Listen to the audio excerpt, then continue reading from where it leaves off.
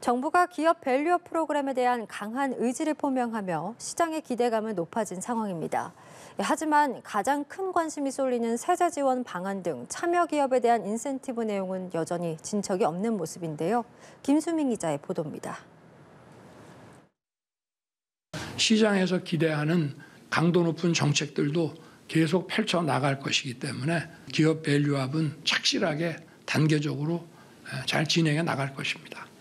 정부가 밸류업 프로그램에 대한 강한 의지를 재확인하며 시장의 기대가 커진 가운데 한국거래소가 밸류업 자유공시 가이드라인을 확정하고 공시를 확인할 수 있는 홈페이지를 열었습니다.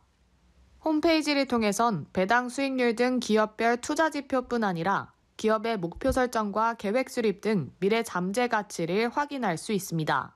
자율성에 기반한 인센티브 구조를 원칙으로 채택을 했습니다. 동종업계에서의 피어 프레셔 이런 것들을 통해서 장기적인 우리 자본시장의 문화로 정착시키는 것이 밸류 프로그램이 성공적으로 뿌리 내리도록 하는 밸류업 프로그램 중 하나로 코리아 밸류업 지수도 오는 9월 도입되는데 업종별 특성을 고려해 수익성, 자본 효율성, 주주 환원 성과 등을 토대로 편입됩니다. 다만 시장의 관심이 가장 컸던 세제 지원은 이번에도 구체화되지 않았습니다.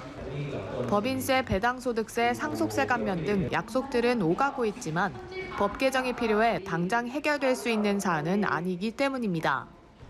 일각에선 하나의 인센티브에 매몰될 것이 아니라 밸류업 프로그램을 장기적으로 바라봐야 한다고 지적하기도 합니다. 장기적인 본질 가치를 향상시키기 위한 과업인데 단기적인 것이 하나 트리거 역할을 할 수는 있을지 모르겠지만 그것이 주가 되면 안 된다는 거죠. 하지만 세제 지원안에 대한 명확한 방향성이 제시되기 전까진 기업 밸류업의 실효성에 관한 잡음이 이어질 것으로 보입니다. 연합뉴스TV 김수빈입니다.